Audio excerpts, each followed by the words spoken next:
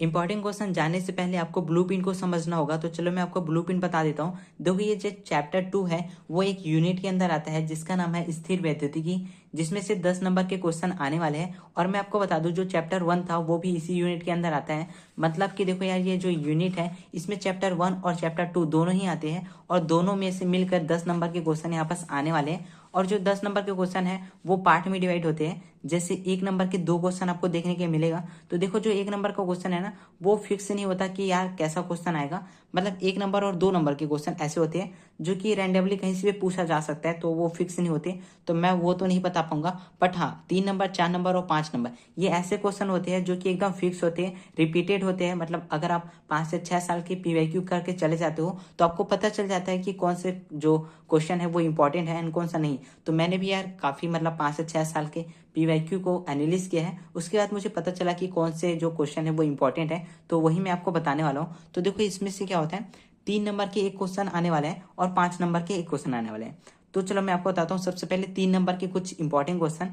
तो देखो यार जो 3 नंबर का क्वेश्चन है वो चैप्टर 1 से भी आ सकता है या चैप्टर 2 से भी आ सकता है, क्योंकि दोनों एक ही यूनिट के अंदर आते हैं। बट आपको यार ये टेंशन लेने की जरूरत नहीं है, क्योंकि ऐसा देखा गया मतलब जितने भी पीवाईक्यू मैंने चेक की है तो मुझे पता चला है कि 99% ये चांस है कि ये जो 3 नंबर का क्वेश्चन है वो चैप्टर 2 से देखा जाएगा। अब चैप्टर 2 से कैसे क्वेश्चन आएंगे भाई 3 नंबर के, तो देखिए इसके 2 टॉपिक होते हैं। मैं क्वेश्चन तो नहीं बता सकता क्योंकि क्वेश्चन हर बार चेंज होता रहता है, बट मैं आपको टॉपिक जरूर बता सकता हूँ जिसमें से ही 3 नंबर के क्वेश्चन पूछे जाएंगे। तो जो टॉपिक है वो है समांतरकरण संयोजन और श्रेणीक्रम संयोजन। मैं आपको एक बार दिखा देता हूँ। ये देखो श्रेणीक्रम संयोजन और समांतरक्रम संयोजन, ये 2 टॉपिक है जिसमें से 3 नंबर के क्वेश्चन पूछे जाने वाले हैं। मतलब 99% चांस है भाई 3 नंबर का अगर क्वेश्चन इस चैप्टर से आता है तो यही से पूछा जाएंगे। एंड 1% जो बचा है, मैंने बचाया है 99% बोला, तो 1% चांस ये है कि आपको विभव और विभवांतर में अंतर पूछा जा सकता है। बट ये काफी ज्यादा रेयर होता है। और मैं आपको बताऊं तो अक्सर जो एग्जामिनर जो क्वेश्चन पूछते हैं वो ये दोनों ही टॉपिक से पूछते हैं 3 नंबर के लिए। तो आपको ये दोनों टॉपिक बहुत अच्छे से करके चले जाना है ताकि आपके 3 नंबर अच्छे से कंप्लीट हो सके, मतलब फिक्स हो सके।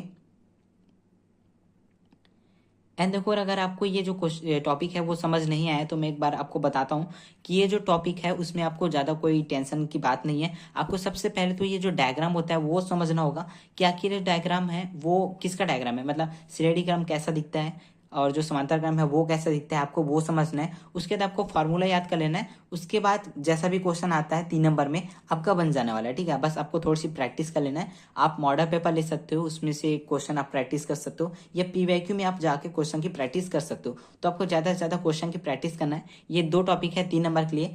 अब मैं आपको बताता हूँ 5 नंबर के कुछ इंपॉर्टेंट क्वेश्चन। तो देखो यार जो 5 नंबर के इंपॉर्टेंट क्वेश्चन है ना वो मैंने वैसे पहले चैप्टर में बता दिया था कि पहले चैप्टर में आपको 4 क्वेश्चन बताया था इंपॉर्टेंट, मोस्ट इंपॉर्टेंट क्वेश्चन जिसमें से आने वाला है। एंड जैसे कि मैंने बताया कि ये जो 5 नंबर का जो क्वेश्चन होता है वो अथवा में आता है। मतलब कि चैप्टर 1 और चैप्टर 2 के एक एक क्वेश्चन अथवा में आते हैं। ऐसा तो हमेशा होता है, मतलब 90% जानते हैं कि दोनों का एक एक क्वेश्चन आता है। बट कभी कभी ऐसा होता है कि एक ही चैप्टर के 2 क्वेश्चन आपको पूछे जाएंगे अथवा में, और वो ज्यादा चांस बनता है कि चैप्टर 1 से पूछा जाएगा। अगर एक ही चैप्टर के 2 क्वेश्चन पूछते हैं तो चैप्टर 1 से पूछा जाएगा। बट 90% ये चांस है कि आपको चैप्टर 1 का एक क्वेश्चन मिलेगा और चैप्टर 2 का एक क्वेश्चन मिलेगा। तो मैंने वैसे भी चैप्टर 1 में 4 क्वेश्चन बता रखे हैं, जिसमें से अगर 2 क्वेश्चन भी आते हैं, मतलब अथवा में एक ही चैप्टर के 2 क्वेश्चन आते हैं, तो वो चारों क्वेश्चन आप कर लेते हो तो 5 नंबर आपके पक्के हैं। बट अगर आपको इस चैप्टर के इंपॉर्टेंट क्वेश्चन की बात करूं तो इस चैप्टर में ओनली एक क्वेश्चन है। अगर इस चैप्टर में कोई क्वेश्चन आता है 5 नंबर में तो आपको एक ही क्वेश्चन पढ़ के जाना है और 100% है कि वही क्वेश्चन आएगा, उसके अलावा और क्वेश्चन नहीं आने वाला है। ये मैं दावा के साथ बोलता हूँ। आप एग्जाम के बाद देख सकते हो, अगर नहीं आया तो आप मुझे कमेंट करके बता सकते हो। वैसे देखो यार मैं भी एक क्लास 12 के स्टूडेंट हूँ तो मैं तो बिल्कुल भी रिस्क नहीं ले सकता अपने लिए, इसलिए मैंने बहुत ज़्यादा एनालिस किया है और उसके बाद मुझे पता चला है ये। तो चलो मैं आपको बताता हूँ। ये जो 5 नंबर का टॉपिक है वो है ये समांतर प्लेट संधारित्र। ये वाला जो क्वेश्चन है भाई सच में बता रहा हूँ मोस्ट एमपी क्वेश्चन है। अगर इस चैप्टर से आता है 5 नंबर में तो यही आएगा, इससे बाहर बिल्कुल भी नहीं आएगा। तो आपको ये बहुत अच्छे से कंप्लीट कर लेना है, मतलब बहुत अच्छे से पढ़ लेना है। मैंने ये बहुत ही शॉर्ट फॉर्म में लिखा है, आप लोग देख सकते हो। तो चाहोगे तो आप इसे स्क्रीनशॉट ले सकते हो और इसे अच्छे से पढ़ लेना। एंड देखो ये जो क्वेश्चन है वो 3 टाइप से पूछे जा सकते हैं। सबसे पहले आपको बोला जाएगा समांतर प्लेट संधारित्र के लिए व्यंजक निकालने के लिए। दूसरा टाइप से ऐसे पूछा जा सकता है समांतर प्लेट संधारित्र की व्यंजक निकालिए जब प्लेटों के मध्य परावैद्युकान पदार्थ भरा हो।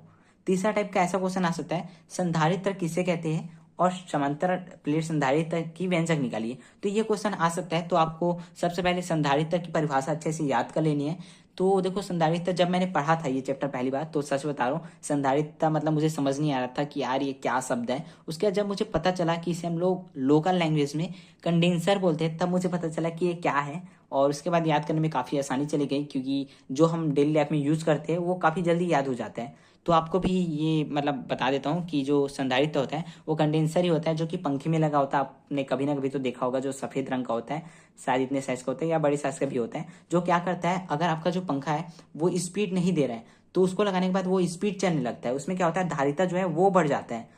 तो संधारित्र है वही काम करता है, धारिता को बढ़ाने का काम करता है। तो परिभाषा आपको अच्छे से पढ़ लेना है। उसके बाद आपको इसका जो व्यंजक है वो पढ़ लेना है, कैसे निकालना है। तो देखो पूरा डेरिवेशन आपको पढ़ने की जरूरत नहीं है, आपको ये जो वर्किंग स्टेप है वो आपको पढ़ना है। सबसे पहले देखो मैं आपको बता दूं, सबसे पहले वर्किंग स्टेप में आपको ई का मान निकालना होता है, जो कि होता है विद्युत क्षेत्र की तीव्रता। फिर इस ई के मान को आपको जो वी होता है, विभव होता है, सॉरी गलती से मेरे हाथों से वीडियो जो है बंद हो गया था। चलो मैं आपको एक बार और बता देता हूँ। ये जो वर्किंग स्टेप है आपको सिर्फ यही याद रखना है। उसके बाद ये जो डेरिवेशन है वो आपको 1 से 2 मिनट नहीं लगेंगे बनाने के लिए। तो देखो ये वर्किंग स्टेप में सबसे पहले आपको क्या करना है, ये जो ई होता है विद्युत क्षेत्र की तीव्रता, वो सबसे पहले आपको निकालना होता है। विद्युत क्षेत्र की तीव्रता आपको पता होगा कैसे निकालते हैं।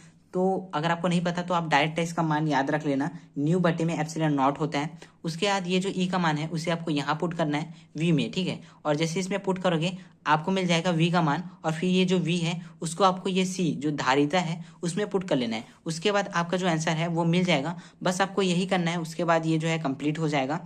तो आप इसका स्क्रीनशॉट ले लो और अच्छे से इसे तैयार कर लो।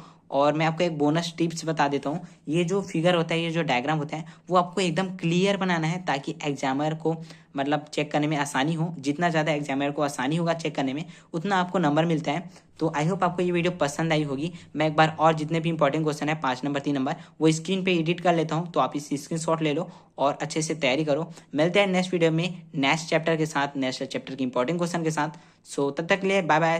प्रैक्टिस